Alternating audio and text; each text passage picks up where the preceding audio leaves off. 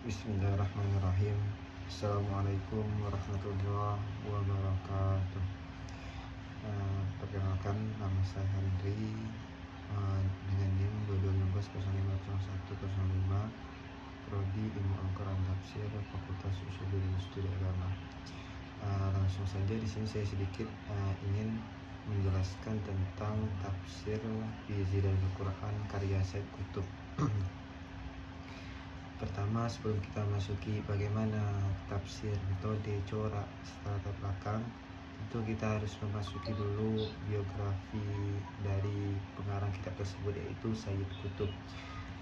Said Qutb ini memiliki nama lengkap Said Qutb Ibrahim Husain Sadzili. Ia lahir pada tanggal 9 Oktober 1906 Masehi di sebuah kampung yang bernama Musyah, daerah Asyut, dataran tinggi Mesir. Dalam usianya belum genap 10 tahun, Said Qutb telah hafal Al-Quran. Said Qutb tumbuh dalam keluarga yang taat pada ajaran Islam. Hal ini tidak terlepas dari bikin ayah dan ibunya terkemuka taat dan berpendidikan. Ibunya yang berasal dari keluarga yang kaya dan ayahnya berprofesi sebagai anggota komisaris Partai Nasional di desanya. Ayah, yaitu Haji Qutb, merupakan seorang yang disegani dan sangat mengasihi orang-orang miskin di daerah tersebut. Itulah sedikit tentang biografi singkat dari Said Qutb tersebut. Kalau untuk pendidikan dan karir intelektual Said Qutb, seketika berusia 10 tahun mampu menghafal Al-Quran dan ia menempuh pendidikan dasar di daerahnya selama 4 tahun. Kemudian ia meninggalkan Kairo di Madrasah Sanawiyah pada tahun 1921. Sedangkan pada tahun 1925, Said Qutb melanjutkan studinya di Madrasah Muallimin selama 3 tahun dan mendapatkan ijazah kafaah atau kelayakan mengajar. Sedangkan pada tahun 1929, Said Qutb ini melanjutkan kuliah di Universitas Dar al-Ulum dan memperoleh gelar sarjana LC dalam bidang sastra sekaligus diploma pendidikan. Mungkin itu sedikit pendidikan dari Said Qutb tersebut. Selanjutnya yaitu tentang perkembangan pemikiran Said Qutb. Pemikiran Said Qutb telah mengalami perkembangan sesuai dengan perkembangan hidup dan fokus perhatiannya. Menurut Salah Abdul Fattah Al-Khalidi, Said Qutb mengkaji Al-Quran dengan maksud merenunginya dari aspek seni serta meresapi keindahannya.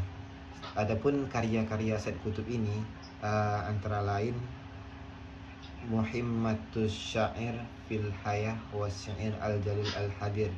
Karya ini diterbit pada tahun 1935.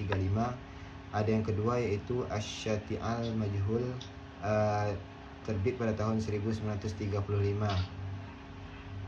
Dan yang ke-11 kita langsung yaitu Tafsir fi Zilal Quran, terbit itu pada tahun 1952 seperti yang saya kaji atau yang saya jelaskan pada saat sekarang ini, yaitu Tafsir fi Zilalil Quran.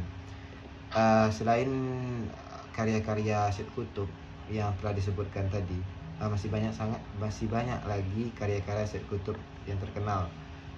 Selanjutnya itu kitab tafsir Al-Quran merupakan kitab tafsir yang ditulis bersandarkan pada kajian-kajian Said Qutb yang dalam diambil langsung dari Al-Quran dan As-Sunnah, di samping bersumberkan pada kitab-kitab tafsir yang muktabar. Tafsir fi Zilal Quran ini ditulis dengan tinta derita dan sengsara yang begitu pahit akibat penindasan kekuasaan zalim pada masa itu. Beliau mendapat penyiksaan yang kejam dan tidak diberi kemanusiaan. Kesengsaraan itu membuat beliau bertumpu kepada Allah dan penghayatan Al-Quran, di mana beliau hidup di bawah bayangan Al-Quran dengan seluruh jiwa dan perasaannya. Hal inilah yang menjadi faktor penting atau latar belakang lahirnya tafsir fi Zilalil Quran ini. Untuk dari segi sumber tafsir, dilihat dari penafsirannya bersumber pada tafsir Al-Quran bil Al-Quran. Jadi sumber tafsir pada tafsir fi Zilalil Quran ini adalah bersumber kepada tafsir Al-Quran bil Al-Quran, yaitu menafsirkan ayat dengan ayat yang lainnya. Adapun metode yang digunakan dalam tafsir Fizul Quran ini adalah metode tahlili, yang mana metode ini